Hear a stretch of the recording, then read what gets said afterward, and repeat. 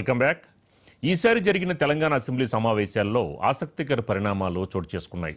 అధికార ప్రతిపక్ష నేతల మధ్య మాటల తోటాలు పేలాయి. కాంగ్రెస్ బీఆర్ఎస్ మధ్య వార్ నడిచింది. ప్రధాన ప్రతిపక్ష నేత కేసీఆర్ సభకు రావడం లేదంటూ కాంగ్రెస్ పదే పదే కార్నర్ చేయడంతో ఒకే ఒక్కరోజు ఆయన సభకి హాజరయ్యారు. ద్రవ్య వినిమయ బిల్లు సమయంలో పార్టీ ఫిరాయింపుల అంశం తెరపైకి రావడంతో చర్చ దారితప్పింది. ఈసారి సస్పెన్షన్ లేకపోయినప్పటికీ వాకౌట్లు, స్పీకర్ ఛాంబర్ ఎదుట నిరసనలు మాత్రం కొనసాగాయి. అలాగే ఎమ్మెల్యే దానం అన్పార్లమెంటరీ లాంగ్వేజ్ వాడడం కూడా వివాదానికి కారణమైంది.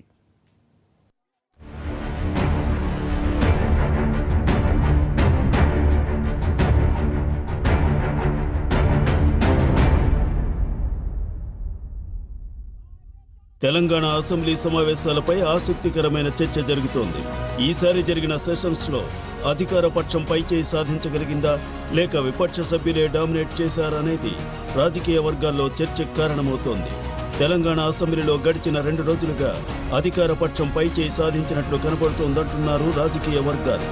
గత అసెంబ్లీ సమావేశాలకు ప్రస్తుతం జరిగిన సమావేశాల్లో పనితీరుని బేరీజు వేసుకుంటే కొంత పట్టు సాధించినట్లు కనబడుతోందట.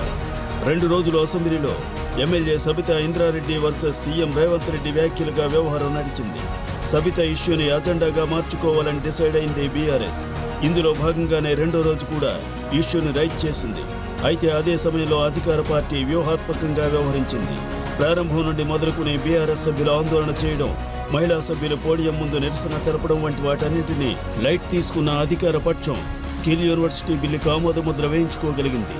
సభలో ప్రతిపక్ష సభ్యులు నిరసన తెలుపుతున్న అన్ని పక్షాల సభ్యులతో మాట్లాడించింది. మరోవైపు ఎస్సీ వర్గీకరణకు అనుకూలంగా సుప్రీంకోర్టు తీర్పు రావడంతో దాన్ని అస్త్రంగా మార్చుకుంది అధికార పార్టీ. అటు సీఎం రేవంత్ రెడ్డి వ్యాఖ్యలపై తీవ్ర ఆగ్రహం వ్యక్తం చేశారు ఎమ్మెల్యే సబితా ఇంద్రారెడ్డి. వెనకాల ఉండే అక్కలు ఇక్కడ ఉండి చెప్పి ఇక్కడ ముంచి అక్కడికి తేలినరు. ఆ అక్కల మాటలు విన్నాడు అనుకో జూబ్లీ బస్ స్టాండ్లో కూర్చోవాల్సి వస్తుంది అధ్యక్ష. అందుకే కాంగ్రెస్ పార్టీ నన్ను పార్లమెంటుకు పోటీ చేయమని అన్నప్పుడు ఇదే సబితక్క ఇంటికి వెళ్ళి ఇదే సబితక్క నన్ను పిలిచి నువ్వు మల్కాజ్గిరి పార్లమెంట్లో పోటీ చేయి, ఎన్నికల్లో నీకు అండగా నిలబడతా అని నాకు మాట ఇచ్చి పార్టీ నన్ను ఎంపీగా డిక్లేర్ చేసిన మరుక్షణం టీఆర్ఎస్ తో మాట్లాడుకొని పోయి టీఆర్ఎస్ లో చేరింది అధ్యక్ష. తమ్ముడుగా నన్ను పిలిచి మల్కాజ్గిరి పార్లమెంట్ లో ఎన్నికల్లో పోటీ చేయమని నన్ను ప్రోత్సహించి పార్టీ నన్ను ఎన్నికల్లో అభ్యర్థిగా నిర్ణయించిన తర్వాత కేసీఆర్ మాటలకు అధికారం కోసం కాంగ్రెస్ ను వదిలి టీఆర్ఎస్ పార్టీలో చేరి మంత్రి పదవి పొంది తమ్ముని మోసం చేసింది కాబట్టి ఈ రోజు నమ్మొద్దు అని కేటీఆర్ కి చెప్పిన అధ్యక్ష. ఇది నిజమా కాదా సబితక్కను గుండె మీద చేసుకొని చెప్పమని ఉంది. నన్ను మల్కాజ్గిరిలో పోటీ చేయి కాంగ్రెస్ నుంచి, నీ ఎన్నికల్లో నేను గెలిపించే బాధ్యత తీసుకుంటా నాకు చెప్పి నేను ఎన్నికల్లో నిలబడడం డిక్లేర్ అయిన తర్వాత కాంగ్రెస్ ను వదిలేసి టీఆర్ఎస్ లో చేరి మంత్రి పదవి పొంది ఈ రోజు వచ్చి మాకు నీతులు చెప్తే మేమేమన్నా అమాయకులమా అధ్యక్ష. ముఖ్యమంత్రి గారు ఒక మాట అన్నారు కేటీఆర్ గారిని, నీ వెనక కూర్చున్న అక్కలను నమ్ముకోవద్దు, మోసం చేస్తున్నాడు. ఏం మోసం చేసినాం అధ్యక్ష? ఏం ముంచినాం అధ్యక్ష? ఈయనను ముంచినాం అధ్యక్ష. ఈయనను బతిన్లాడి పార్టీలోకి రా తమ్ముడు అని చెప్పి నువ్వు వస్తే భవిష్యత్తులో ఈ పార్టీకి నువ్వు ఆశాకిరణం అవుతావు అని చెప్పి పార్టీలోకి ఆహ్వానించిన లేదా గుండె మీద చేసుకొని చెప్పమనండి అధ్యక్ష. ఎందుకు టార్గెట్ చేస్తున్నావు? ఏం మోసం చేశాం? ఇప్పుడు కాదు అధ్యక్ష, ఎలక్షన్లు వచ్చినప్పుడు కూడా నా కాన్ఫిడెన్స్ అట్లేగా అధ్యక్ష. సబితక్క పొద్దున ఒక మాట మాట్లాడుతుంది, ఏం మాట్లాడినాం? పొద్దున ఒక మాట, రాత్రి ఒక మాట. ఎవరిని అవమానిస్తున్నావు ఒక్కసారి ఆలోచించండి ముఖ్యమంత్రి గారు. ఎందుకు అవమానిస్తున్నావు? ఎందుకు కక్ష? ప్రతిసారి టార్గెట్ చేస్తున్నావు. ఈరోజు ఏం మోసం చేసినాం? మేము ఆడబిడ్డలం, విత్డ్రా చేసుకోవాలి అధ్యక్ష. బీఆర్ఎస్ సభ్యులకు మైక్ ఇచ్చిన వారు కూడా కేవలం వర్గీకరణ అంశంపైనే మాట్లాడాలని కట్టడి చేయగలిగింది అధికార పక్షం. సబితా ఇంద్రారెడ్డి ఎపిసోడ్పై మాట్లాడే ప్రయత్నం చేసిన సభాపతి కూడా సబ్జెక్ట్ నుంచి పక్కకు వెళ్లవద్దంటూ సభను కంట్రోల్ చేశారు. దీంతో అటు సబితా ఎపిసోడ్లో గులాబీ దళాన్ని కట్టడి చేయడంతో పాటు ఇటు వర్గీకరణపై కూడా వాళ్లకు వాదన లేకుండా చేయగలిగారన్న టాక్ మొదలైంది. ఇక సబితా ఇంద్రారెడ్డి ఎపిసోడ్లో deputy CM Bhatti Vikramarka counter total ఎపిసోడ్లో హైలైట్. సవిత వ్యవహారంపై సీఎం రేవంత్ స్పందించిన తర్వాత సభలో కొంత హీట్ ఎక్కింది. ఆ టెంపోని పీక్స్ కు తీసుకువెళ్లారు భట్టి. గతంలో సవిత కాంగ్రెస్ ని మోసం చేశారన్న విషయాన్ని సభ సాక్షిగా ఆయన చక్కగా ఎస్టాబ్లిష్ చేయగలిగారన్న అభిప్రాయం వ్యక్తమవుతోందట పార్టీ వర్గాల్లో. ఇక శాసనసభ వ్యవహారాల మంత్రి శ్రీధర్ బాబు కూడా ఫామ్లోకి వచ్చారని భట్టి, శ్రీధర్ బాబు కలిసి చివరి 2 రోజులు సభను పూర్తిగా అధికార పక్షానికి అనుకూలం చేయగలిగారనే అభిప్రాయం వ్యక్తమవుతోంది. ఒక్కసారైనా ఆలోచన చేశారా? ఒక్కసారైనా ఆలోచన చేశారా? మీరు ఏం ఆలోచన చేశారు అధ్యక్ష? నీ అధికారం కోసం, మీ స్వార్థం కోసం కాంగ్రెస్ పార్టీ నిర్ణయం కాదు. ఈ రాష్ట్ర చరిత్రలో ఎవరిని చేయలేకుండా నన్ను సిఎల్పి లీడర్గా చేస్తే అది లేకుండా చేయటం కోసం వదిలిపెట్టి టీఆర్ఎస్ పార్టీలో చేరినటువంటి వారు ఇవాళ బాధపడుతూ మాట్లాడుతున్న, ఆవేదన చెందుతున్నా అంటే ఆవేదన చెందాల్సింది ఎవరు అధ్యక్ష? నేనా, కాంగ్రెస్ పార్టీయా, లేకపోతే ఈ రాష్ట్రంలో ఉన్నటువంటి ప్రజాస్వామ్యవాదులా? ఎవరు అధ్యక్ష బాధపడాల్సింది? వారా? ఇంకా ఏం ముఖం పెట్టుకొని ఈ సభానాయకుడిని రేవంత్ రెడ్డి గారిని, ముఖ్యమంత్రి గారిని పట్టుకొని ఇంకా మాట్లాడుతున్నారు. దేనికి మాట్లాడుతున్నారు అధ్యక్ష? ఏం చేశారని, ఏం గొప్పలు సాధించారని, ఏం చేశారని? పార్టీలు మారి పరువు తీసి మొత్తం ప్రజాస్వామ్యాన్ని కూలి చేసింది కాకుండా ఇంకా మాట్లాడుతూ ఉన్నారు, ఆవేదన చెందుతున్నారు, బాధపడుతున్నారు. అంటే బాధపడాల్సింది ఎవరు అధ్యక్ష? ఇది కాదు. మాట్లాడుతూ ఉన్న సందర్భంలో ఎవరు పేరు తీయలే అధ్యక్ష, ఎవరు గౌరవ సభ్యుల పేర్లు తీయలే. మీ వెనకాల ఉన్న కొంతమంది అని చెప్తే సభ బయట కూడా ఉండొచ్చు. రాజకీయ పార్టీ పరంగా ఉన్న చాలా మంది వ్యక్తులు ఉంటారు, వారందరినీ కూడా నమ్ముకోవద్దని ఒక సూచన ఇచ్చిండ్రు, సలహా ఇచ్చిండ్రు. ఎందుకు సార్ పాపం వాళ్ళని రెచ్చగొడతా ఉన్నారు? వాళ్ళ పేర్లే తీయాలి, వాళ్ళని కావాలని రెచ్చగొట్టి ఈరోజు మంచిగా నడుస్తా ఉన్న సభని వారి గురించి మాట్లాడలేదే, వారి పేర్లు తీయలేదే. వాళ్ళ పేర్లు తీసిన అధ్యక్ష, ఎప్పుడు వాళ్ళ పేర్లు తీసిండ్రా సార్? మేము అడుగుతా ఉన్నాం, వాళ్ళ పేర్లు తీసిండ్రా? ముఖ్యమంత్రి గారు వారి పేర్లు తీసిండ్రా? ఎవరు పేర్లను ఉద్దేశించి మాట్లాడలేదు. వారి పట్ల మాకు కానీ, మా ముఖ్యమంత్రి గారు కానీ గౌరవం ఉంది, వారి గురించి మాట్లాడలేదు. ఎందుకు సార్? లేని అంశాన్ని కూడా ఈరోజు గందరగోళం సృష్టించాలి, రేపు పొద్దున పేపర్లో పడాలనే ఉద్దేశం తప్ప ఈరోజు, ఎందుకంటే మరి ఇప్పటి వరకు కూడా మాట్లాడిన మరి కేటీఆర్ గారు అనేక అంశాల విషయం మాట్లాడాం, మేము చాలా సమన్వయంతో విన్నాం. అయితే బీఆర్ఎస్ సభ్యులు కూడా తామేం తక్కువ కాదన్నట్లుగానే వ్యవహరించారు. గతంలో మంత్రులుగా పనిచేసిన హరీష్ రావు, కేటీఆర్ కూడా గట్టిగానే తమ వాదనలు వినిపించారు. మంత్రులకు కౌంటర్ ఇచ్చారు. సీఎం రేవంత్ రెడ్డి క్షమాపణలు చెప్పాలంటూ నల్ల బ్యాడ్జీలతో సభకు హాజరు కావడమే కాకుండా అసెంబ్లీలోని సీఎం ఛాంబర్ ముందు కూర్చుని నిరసన తెలిపారు. దీంతో మార్షల్స్ కేటీఆర్తో పాటు బీఆర్ఎస్ ఎమ్మెల్యేలను బలవంతంగా లాక్కెళ్లారు.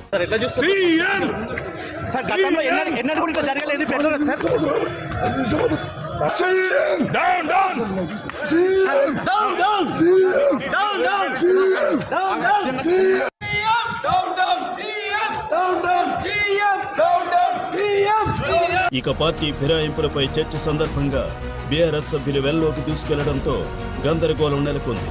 ఇక కేంద్ర బడ్జెట్లో రాష్ట్రానికి జరిగిన అన్యాయంపై చర్చలో సీఎం రేవంత్ రెడ్డి, ఎమ్మెల్యే కేటీఆర్ మధ్య సెటైర్లు నడిచాయి. అటు బీఆర్ఎస్ ఎమ్మెల్యేలు గంగుల కమలాకర్, కౌశిక్ రెడ్డి కూడా ప్రభుత్వానికి ఛాలెంజ్ విసిరారు. ఇక ఎమ్మెల్యే హరీష్ రావు, మంత్రి కోమటిరెడ్డి మధ్య మాటల తూటాలు పేలాయి. బడ్జెట్ కేటాయింపులతో పాటు కోమటిరెడ్డిపై హరీష్ రావు తీవ్ర విమర్శలు చేయగా అదే స్థాయిలో వెంకటరెడ్డి తిప్పికొట్టారు. అధ్యక్ష, వారన్నారు ఆజామాబాద్ ఇండస్ట్రియల్ ఏరియా గురించి అన్నారు. ఆజామాబాద్ ఇండస్ట్రియల్ ఏరియా గురించి I request the honourable chief minister to please know the facts. Azamabad industrial area allot చేసింది దాదాపు 40-50 ఏళ్ల కిందట, సబ్జెక్ట్ టు కరెక్షన్, దశాబ్దాల కిందట. దాని పర్పస్ నెరవేరిన తర్వాత తప్పకుండా దాన్ని కన్వర్ట్ చేసుకునే అధికారం ప్రభుత్వానికి ఉంటుంది. ఆ పర్పస్ ఏదైతే ఇండస్ట్రీ పెట్టారు, నడిపారు, కొంత కాల పరిమితి కూడా ఇచ్చింటారు కండిషనల్ అలాట్మెంట్లో, అది నెరవేరిన తర్వాత మార్చుకోవచ్చు. కానీ ఏ పర్పస్తోనైతే ల్యాండ్ ఎక్వైర్ చేశారో ఆ పర్పస్ నెరవేరకుండా మీరు అక్కడేదో వేరే చేస్తానంటే మాత్రం తప్పకుండా చట్టం అడ్డం వస్తుంది. దయచేసి చూసుకోవాలని ముఖ్యమంత్రి గారికి I'm alerting you sir, I'm alerting you, rest is yours. తర్వాత మీరు అన్నారు కొన్ని విషయాలు నాకు సూటిగా సమాధానం చెప్పన్నారు, సూటిగానే చెప్తున్నా. పెండింగ్ అరియర్స్ ఉన్నాయన్నారు. ఎస్, పెండింగ్ అరియర్స్ ఉండే 270 కోట్లు. మళ్ళా మా ప్రభుత్వమే వస్తుంది, అది కంటిన్యూటీలో భాగంగా ఇచ్చేస్తామనుకున్నాం. 5 ఏళ్ల నుంచి కొన్ని పెండింగ్ బకాయిలు ఉన్నాయి, అట్లాగే ఇద్దామనుకున్నాం. మా ప్రభుత్వం రాలేదు, మీ ప్రభుత్వం వచ్చింది. Government is a continuous institution.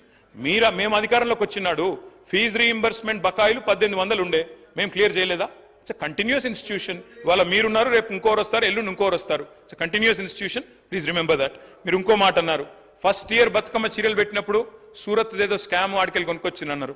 ఈ రోజు సెక్రటరీ శైలజా రామయ్య గారు ఉన్నారు, వారే ఆ రోజు హ్యాండ్లూమ్స్ డైరెక్టర్గా ఉన్నారు. మీరు దయచేసి సమాచారం తెప్పించుకోండి ముఖ్యమంత్రి గారు. మీరు అక్కడ ఎవరో స్థానికంగా పొలిటికల్గా ఏదో మా మీద దుగ్ధం ఉన్న వాళ్ళు ఏదో చెప్తే దయచేసి నమ్మి మోసపోకండి. Please get the facts. నేను ఒకటే రిక్వెస్ట్ చేస్తా ఉన్నా. నేను సూటిగా అడిగిన ప్రశ్న, మీరు సిరిసిల్ల చేనేత కార్మికులతోని నేయించలేదు, సిరిసిల్ల కార్మికులకు ఇవ్వలేదు పని, సూరత్ నుంచి కొనుగోలు చేసిన నేను నిర్దిష్టమైన ఆరోపణ చేస్తున్నా. ఇప్పుడు కూడా నేను ఆ మాట కట్టుబడి ఉన్నా. ఈరోజు ఎక్కడైతే సూరత్ నుంచి కొనుగోలు చేసిండ్రో వాటన్నిటిని కూడా నేను నిరూపిస్తాను. వారు సూరత్ నుంచి కొన్నరా లేదా సమాధానం చెప్పకుండా ఒక అధికారి పేరుని ఇక్కడ వారు, ఎందుకంటే అధికారుల పేర్లు ప్రస్తావిస్తే అధికారులు సభలోకి వచ్చి మాట్లాడలేరు అధ్యక్ష. అధికారుల పేర్లు తీసుకోవాలన్నా తీసుకోకూడదా, తీసుకోవాలంటే స్పీకర్ అనుమతి ముందస్తుగా తీసుకోవాలన్నా లేదా, ఈ అంశాలన్నీ గొప్ప గొప్ప చదువులు చదువుకున్న ఆయనకు మరి తెలుసో తెలియదో నాకు తెలియదు. నేనైతే కొండారెడ్డిపల్లిలో చదువుకున్నా, తాండ్రలో చదువుకున్నా, వనపర్తిలో చదువుకున్నా, హైదరాబాద్లో చదువుకున్నా, అన్ని గవర్నమెంట్ స్కూళ్ళలో చదువుకున్నా అధ్యక్ష. నేను జడ్పీహెచ్ఎస్లో చదువుకున్నా. నేను గుంటూరు పోలేదు, నేనేమో జ్ఞానం కోసం పక్క రాష్ట్రాలకు పోయి చదువుకోలే. 16 జీవో అప్లై చేసినా, ముల్కీ రూల్స్ అప్లై చేసినా, ఏ రూల్ అప్లై చేసినా తెలంగాణ ప్రతి ఉద్యోగానికి నాకు అర్హత ఉంది అధ్యక్ష. గుంటూరులో చదువుకున్న వాళ్ళకి అర్హత ఉందో లేదో తమరే చెప్పండి అధ్యక్ష. స్పీకర్ సార్, సరే నేను గుంటూరులో 11th 12th చదివినా, విజ్ఞానంలో చదివినా, రత్తయ్య గారి దానిలో చదివినా, అన్ని నేను దాస్తలేను కదా రేవంత్ రెడ్డి గారు. కానీ గుంటూరులో చదువుకుంటే అధ్యక్ష గవర్నమెంట్ ఉద్యోగానికి అప్లై చేయలేను. ప్రైవేట్ రంగంలో ఉద్యోగాలు సంపాదించుకున్నా, ప్రైవేట్ రంగంలో ఆ పాబంది ఏం లేదు. గవర్నమెంట్ రంగంలో 610 జీవో, ప్రైవేట్ రంగంలో 610 జీవో వర్తించదు రేవంత్ రెడ్డి గారు. దయచేసి ఇక ఆ పర్సనల్ విషయాలకు నేను పోలే. కానీ అధ్యక్ష నేను ఒకటి చెప్తా ఉన్నా అధ్యక్ష, వారికి సూరత్ విషయం చెప్పారు. First year after the inception program పెట్టినప్పుడు మొదటి సంవత్సరం జనరల్గా ఎట్లా పనిచేస్తుంది రేవంత్ రెడ్డి గారి సిస్టమ్ అంటే, అక్టోబర్లో దసరా అప్పుడు ఇవ్వాలి, బతుకమ్మ దసరాకి ఇవ్వాలి చీరలు. అక్టోబర్లో ఇవ్వాలంటే ఆర్డరు దాదాపు 7-8 నెలలు 9 నెలల ముందు ఇవ్వాలి. అట్లయితేనే ఆడ ఉన్న లూమ్స్ అన్నింటినీ కూడా ఫంక్షనల్ చేపియాలి, వాళ్ళను నడిపియాలి. ఎందుకంటే ఆ చీర తయారు చేయాలంటే డిజైన్లు అన్ని టైం పడుతుంది. మొదటి సంవత్సరం ఆర్డర్ ఇచ్చినప్పుడు మీరు చెప్పింది పాక్షికంగా వాస్తవం. ఏమైంది, ఆర్డర్ నిర్ణయం లేట్గా తీసుకున్నప్పుడు ఏమైంది, మరి ఈసారి మనం మొత్తం వీడికెళ్ళి సిరిసిల్లకి వెళ్ళి చేయలేము, కొంత మేరకు అవసరమైతే బయట నుంచి, ఎందుకంటే 1 కోటి చీరలు తేవాలి. 1 కోటి చీరలు అక్కడ ఉన్న మగ్గాల మీద మొత్తంగా మొదటి సంవత్సరం నిర్ణయం తీసుకోవడంలో జాప్యం జరిగింది. కాబట్టి కేవలం మొదటి సంవత్సరం మాత్రమే కొంత ఆర్డరు బయట నుంచి తెప్పించిన మాట మొదటి సంవత్సరం మాత్రమే. సూరతే కావచ్చు, అది టెండర్ పిలిచినప్పుడు టెండర్లో ఏదొస్తే అది. మీరు అందుకే అంటున్నాను, ఆఫీసర్ పేరు తీసుకున్నారన్నారు. యాక్చువల్లీ అధ్యక్ష నేను కూడా బిజినెస్ రూల్ చదివినా, మీరు కావాలంటే ఆఫీసర్లను స్పెషల్ అటెండీస్ కింద పిలవచ్చు, కావాలంటే పిలిపియండి, చర్చ పెట్టండి, నేను వద్దంటలేను. దయచేసి నేను వారితో కోరేది ఏంటంటే, ఏమన్నా అనుమానం ఉంటారు రేవంత్ రెడ్డి గారు 10 ఏళ్ల పాలన మీద బ్రహ్మాండంగా ఎంక్వైరీ చేయండి, ఎక్కడ తప్పులు జరిగినా మీరు చర్య తీసుకోండి. We welcome it sir, we welcome it. ఆ విషయంలో అనుమానం లేదు. బడ్జెటే దిగజారిపోతుంది అంటే ముఖ్యమంత్రి గారు ప్రామిస్ చేసిండు ఆ రోజు, ఇక ఈ ఆదట్ నుంచి నేను భాష మార్చుకుంటా, మంచిగా మాట్లాడతా అన్నాడు, కానీ మార్చుకోలేదు. సరే అధ్యక్ష, ఓకే అధ్యక్ష, ఐ రెస్పెక్ట్ యూ అధ్యక్ష. నేను అధ్యక్ష వారట్లా మాట్లాడినా మాకు అభ్యంతరం లేదు అధ్యక్ష. మా బాధల్లా ఆ ముఖ్యమంత్రి కుర్చీకుండే గౌరవం పెరగాలి, ఈ రాష్ట్రం యొక్క ప్రతిష్ట మసకబారద్దు అనేదే మా తాపత్రయం తప్ప వేరే లేదు. ఒక చిన్న ఎగ్జాంపుల్ చెప్తా అధ్యక్ష. గ్రూప్ 2 ఉద్యోగాల కోసం నిరుద్యోగులందరూ కూడా రోడ్ల మీదకి వచ్చి వాళ్ళు వాయిదా వేయాలని అడిగితే గౌరవ ముఖ్యమంత్రి గారు ఏమన్నారంటే, ఎవరైనా వాయిదా వేయమని అడిగేది, సన్నాసులు అడుగుతున్నారు వాయిదా వేయమని అన్నారు. అన్నాక 3 రోజులకే వాయిదా వేసింది. మరి ఇప్పుడు ఎవరు సన్నాసులు అంటే? నేను అనేది ఏంటంటే అధ్యక్ష, దయచేసి అట్లా మాట్లాడకూడదు. అదేవిధంగా మోతీలాల్ అనే ఒక నిరుద్యోగి నిరాహార దీక్ష చేస్తే ముఖ్యమంత్రి గారు ఏమన్నారంటే, ఆయన అప్లికేషనే పెట్టలేదు, ఆయనకు అసలు హాల్ టికెటే లేదు అన్నాడు. తెల్లారైన 3 హాల్ టికెట్లు బయట పెట్టిండు. ఎవరి గౌరవం దెబ్బతిన్నది? మేమనేది ఒక ముఖ్యమంత్రి స్థాయిలో ఉన్నప్పుడు బాధ్యతాయుతంగా మాట్లాడితే రాష్ట్ర గౌరవం బాగుంటుంది, వారికి కూడా మంచిగా ఉంటుంది. ముఖ్యమంత్రి గారి రాజకీయ రొదలో తిట్ల దాడిలో 6 గ్యారంటీల చట్టబద్ధత ఏమైంది మహాప్రభు అనే ఆయన మాట్లాడి చూస్తున్నాం సార్. గంటన్నరకి వెళ్ళి ఆయన ఆడికే వస్తారు. ఆయన గ్యారంటీల విషయం అంటుండు సార్, గ్యారంటీల విషయం అంటున్నాడు. 2001లో ఆయన పార్టీ పెట్టినప్పుడు సార్, కొండా లక్ష్మణ్ బాబుజీ గారి ఇంట్లో పార్టీ పెట్టినప్పుడు నేను తెలంగాణ పార్టీ పెడుతున్నాం. రాష్ట్రాన్ని తెలంగాణ వస్తే మొట్టమొదటి ముఖ్యమంత్రి దళితుడు అవుతాడు, దళితుని చేయలేకపోతే మెడ మీద తల తీసుకుంటా అని ఆ రోజు ముసలైన సార్. అబద్ధాలు అంటే వీలై, గ్యారంటీలు అంటే వీలై, మోసాలు సార్. డబుల్ బెడ్రూమ్ కడతా, డబుల్ బెడ్రూమ్ లో బిడ్డ అల్లుడొస్తే ఎక్కడ పండుకోవాలి, బేకరీ కట్టేసుకోవాలి. మీ రంగ మాటలు సార్. సార్ ఒకరి నిమిషం సార్. ఇంకా ఒకటి సార్, ఇంకా ఈయన హరీష్ రావు గారు ఒక మాట మాట్లాడి సార్. హరీష్ రావు గారు 24 గంటలు కరెంట్ ఇచ్చినా అన్నాడు సార్. 24 గంటలు కరెంట్ ఇచ్చినా అంటే నేను ఒక సబ్ స్టేషన్ సార్ బండ సోమవారం అనే సబ్ స్టేషన్కి వెళ్ళాను. అక్కడ ఆపరేటర్ బస్ అయిన ఆపరేటర్ వీడియో రికార్డింగ్ ఉన్నది.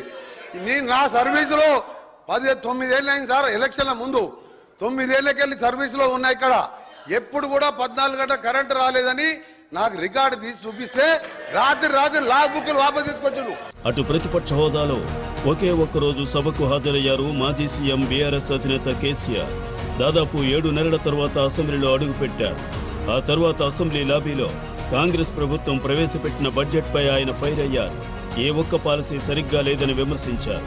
కొత్త ప్రభుత్వానికి 6 నెలలు సమయం ఇవ్వాలనే తాను అసెంబ్లీకి రాలేదన్నారు. అటు ఉద్యోగాల భర్తీకి సంబంధించి ఎమ్మెల్యే కేటీఆర్, మంత్రి సీతక్క మధ్య హాట్ డిబేట్ జరిగింది. అధ్యక్ష, మొన్న వీళ్ళు గవర్నర్ను కలిసి కాంగ్రెస్ పార్టీలో వచ్చిన ఎమ్మెల్యేల మీద అనర్హత వేటు వేయాలని చెప్పారు. ఎవరి ద్వారా ఇప్పించారు? కాంగ్రెస్ లో గెలిచి ఎమ్మెల్యేగా ఉంటూ మరి టీఆర్ఎస్ లో జాయిన్ అయినటువంటి సంబంధిత సోదర మంత్రి గారి ద్వారా ఇప్పించారు. అంటే ఇది ఎవరిని ప్రశ్నిస్తున్నారు? వాళ్ళు రాజీనామా చేసి తీసుకున్నారా?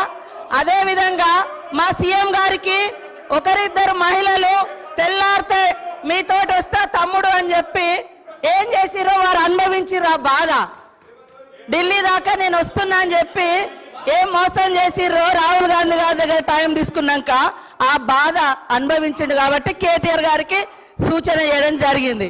కాబట్టి ఎవరి పేరు పెట్టలేదు. మీరు మొన్న గవర్నర్ దగ్గర పోయేటప్పుడు మీరు మెమోరాండం ఇచ్చేటప్పుడు మా పార్టీలో వచ్చినటువంటి వాళ్ళ మీద అనర్హత వేటు వేయండి అని ఇచ్చినప్పుడు ఎవరిచ్చారు? సబితమ్మతో ఇప్పించారు. మరి సబితమ్మ కాంగ్రెస్ నుంచి టీఆర్ఎస్ లో పోయినప్పుడు ఇచ్చినప్పుడు ఏం తెలియదు.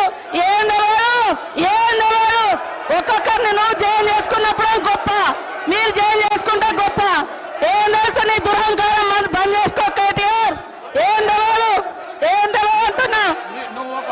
అడుగు మరి అడుగు. ఏందో మీరు అందరు జాయిన్ చేసుకోలే. మరోవైపు MIM MLA Akbaruddin Owaisi, CM Revanth Reddy మధ్య ఆసక్తికర సంభాషణ జరిగింది.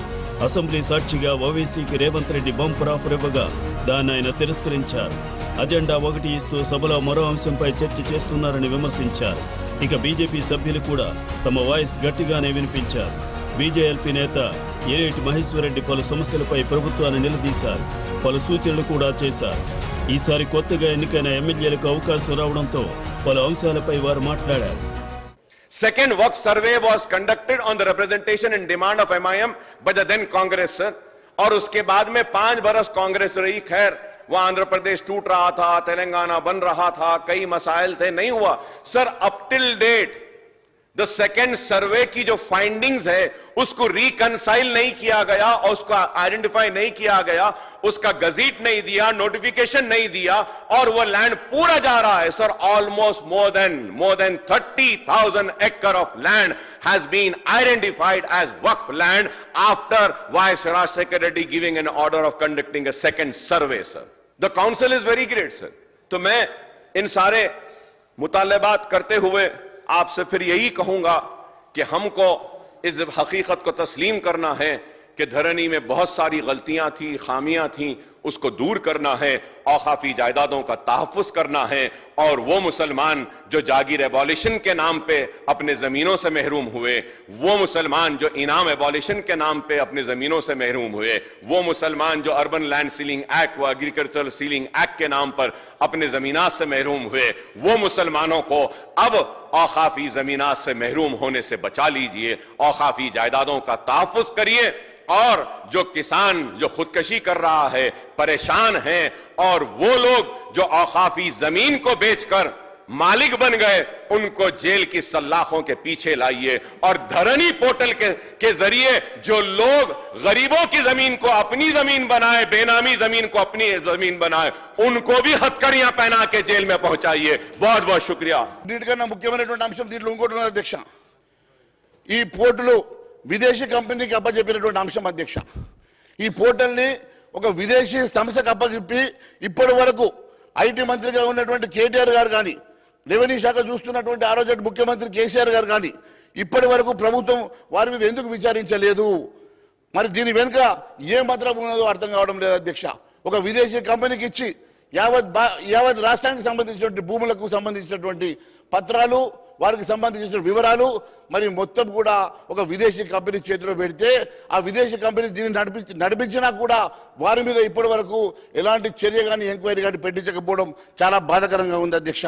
ఎందుకంటే తెలంగాణ ఏర్పడి భూమి రికార్డు పోలిస్తే ధరణి పోర్టల్లో దేవాదాయ వక్ బోర్డులు 40% తక్కువగా ఉన్నట్టుగా, అంతేకాకుండా ఫారెస్ట్ ల్యాండ్ 6 లక్షల ఎకరాలు తక్కువగా ఉన్నట్టుగా తేలింది అధ్యక్ష.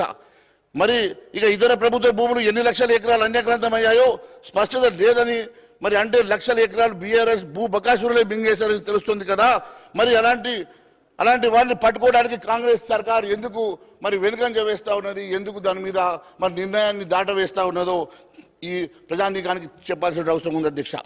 ధరణి పోర్టల్ నిర్వహిస్తున్నటువంటి ఫల్కాన్ సంస్థ ఒక విదేశీ కంపెనీ అధ్యక్ష. ఆ ప్రతినిధులతో రాష్ట్ర ప్రభుత్వం భూ అక్రమాలకు సంబంధించిన సమాచారం తీసుకున్నదా? మరి నిషేధిత జాబితాల్లో 2020 నవంబర్లో ఉన్నటువంటి భూములెన్ని, 2023 నవంబర్ నాటికి ఉన్నటువంటి భూములెన్ని, మరి ఎన్ని లక్షల ఎకరాల భూములు, వాటికి సంబంధించినటువంటి రైతులు, వాటికి సంబంధించినటువంటి వివరాలు ఏందో కూడా మరి చెప్పాల్సిన అవసరం ఉన్నది అధ్యక్ష. మరి వేవి కూడా మరి దాంట్లో ఎన్ని గోల్మాలు అయినాయి, ఫల్కాన్ సంస్థ ప్రతినిధులు మరి రాష్ట్ర ప్రభుత్వానికి అవన్నీ కూడా రికార్డ్స్ ఇచ్చారా, మరి సహకరిస్తున్నారా, మరి ఏ రకంగా మరి విదేశీ కంపెనీ చేతిలో ఇవన్నీ కూడా ఉన్నాయి, దాని మీద మీరు ఎలాంటి చర్యలు తీసుకుంటున్నారో కూడా మరి ఖచ్చితంగా మరి ఈరోజు సభకు తెలియజేయాల్సిన అవసరం ఉంది అధ్యక్ష. ధరణి పోర్టల్ నిర్వహణలో ఫాల్కాన్ సంస్థ నుంచి కేంద్ర ప్రభుత్వ సంస్థ ఎన్ఐసి అధ్యక్ష నేషనల్ ఇన్ఫర్మాటిక్స్ సెంటర్ ఇచ్చేటువంటి ఆలోచన మీరు వారికి ఏమైనా ఇచ్చే ఆలోచన మీకు ఏమైనా ఉన్నదా? మరి అంత మంచి సంస్థ ఉండగా నేషనల్ ఇన్ఫర్మాటిక్స్ సెంటర్ ఉన్నప్పటికీ కూడా మరి వారికి ఇవ్వకుండా మరి రాష్ట్ర ప్రభుత్వం ఏం ఆలోచన చేస్తుందో కూడా తెలియజేయాల్సిన అవసరం ఉంది అధ్యక్ష. మన రాష్ట్ర రైతులకు భూముల వివరాలు విదేశీ కంపెనీలకు అప్పగించే అసలు బాధ్యులు ఎవరో ఆ బాధ్యులను ఏ రకంగా మనము మరి బయట పెట్టి ఏ రకమైనటువంటి శిక్ష మనం వేయబోతున్నామో కూడా చెప్పాల్సిన అవసరం ఉన్నది అధ్యక్ష.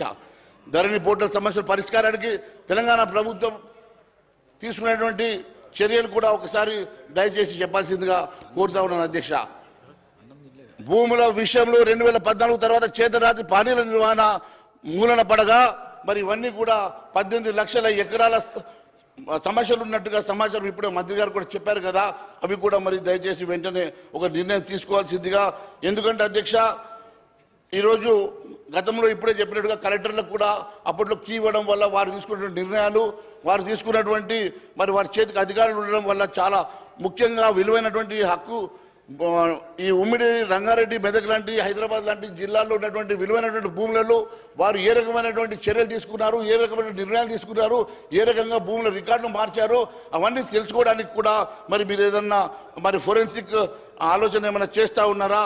మరి దానికి మీరు ఏ రకమైన ఆలోచన చేస్తూ ఉన్నారో మరి. ఎందుకంటే అధ్యక్ష ఈ ఫోరెన్సిక్ ఆడిట్ ద్వారానే ఏ కంప్యూటర్ ఐడి ద్వారా ఏ నెట్వర్క్ సాఫ్ట్వేర్ను ఉపయోగించి హక్కులు మార్చారో, రెవెన్యూ ఉద్యోగులు బయోమెట్రిక్ ఆధారంగా పనిచేసే పోర్టల్ను ఎవరు ఎప్పుడు తెరిచారో తెలుస్తుంది. కాబట్టి మరి ఈ ఎక్స్పర్ట్స్ని మరి ఈ ప్రభుత్వం ఎందుకని నిపుణులతో కమిటీ ఏర్పాటు చేయడం లేదు, ఫోరెన్సిక్ ఆడిట్ జరిపించడం లేదు తక్షణమే తెలియజేయాలి అధ్యక్ష. ఎందుకంటే ఈ ఫోరెన్సిక్ ఆడిట్ వలన, ఆ సాఫ్ట్వేర్ వలన ఏ కలెక్టర్ గారు ఎప్పుడు ఆ సిస్టమ్ని ఆపరేట్ చేశారు, ఎప్పుడు యాక్సెస్ ఇచ్చిందో తద్వారా తెలవడం వల్ల ఏ రికార్డులు ఎప్పుడు మరి మాయ చేశారు, ఎప్పుడు చేంజ్ చేశారో తెలిసే ఆస్కారం ఉంది. కాబట్టి ఆ ఫోరెన్సిక్ ఆడిట్ కూడా మీరు చేస్తారా? అటువంటి ఆలోచన ఏమైనా ఉన్నదా? మరి ఉంటే ఎప్పట్లో గల చేస్తారో కూడా దయచేసి మీరు చెప్పాల్సిందిగా నేను కోరుతా ఉన్నాను అధ్యక్ష. మరోవైపు ఎవరైనా ప్రభుత్వాన్ని పడగొడతామంటే ఊరుకునేది లేదంటూ పరిగి ఎమ్మెల్యే రామ్మోహన్ రెడ్డి సభలోనే తొడగొట్టడం, దానం ఘాటు వ్యాఖ్యలతో సభ హాట్ గా సాగింది. నాగేందర్ వ్యాఖ్యలపై బీఆర్ఎస్ సభ్యులు నిరసన వ్యక్తం చేయడంతో కాస్త గందరగోళం కొనసాగింది. ఈ సభ ద్వారా హైదరాబాద్ ప్రజల తరఫున ఎవరో మాట్లాడాలని, ఫైనాన్స్ బడ్జెట్ మీద కూడా పూర్తిగా దీని మీద డిస్కషన్ జరగలేదు. అప్రోపరేషన్ దాని మీద కూడా డిస్కషన్ జరగలేదు. మనకు జనరల్లీ ఒక ప్రాక్టీస్ ఉంది సార్, అసెంబ్లీ యొక్క ప్రాక్టీస్ ఏంది అంటే అసెంబ్లీలో ప్రతి సభ్యుడికి 0 అవర్లో మాట్లాడేటువంటి అవకాశం ఇస్తే వాళ్ళ నియోజకవర్గాలకు సంబంధించినటువంటి సమస్యల మీద వారు చెప్తారు. సభ మీ దృష్టి ద్వారా మీ ద్వారా మంత్రులు అక్కడ ఉన్నటువంటి వారు స్పందించి ఆ సమస్యల మీద పరిష్కారానికి ఒక మార్గం దొరుకుతుంది అనేది అందరి అభిప్రాయం. But most of them did not get any opportunity sir ఈ హౌస్లో ఇన్ని రోజులలో. ముఖ్యం ఎందుకంటే వాళ్ళు ఎన్నిసార్లు హౌస్లో ఎన్ని రకాలుగా మాట్లాడారు. నిన్న ముఖ్యమంత్రి గారి దృష్టిలో ఉంచుకొని ఏమన్నారు సార్, చీఫ్ మినిస్టర్ అని ఎక్కడ వాడతలేరు వాళ్ళు. అది ఎవరికి కనబడలేదు హౌస్లో. మాకు ఆ రోజే మేము రియాక్ట్ అయ్యి చాలా మేము ఎమోషనల్ అయ్యాము. ఒక సందర్భంలో మేము కూడా రియాక్ట్ అవుదాం అనుకున్నాం, కానీ వాళ్ళ ఇంకిత జ్ఞానానికే వదిలేశాం.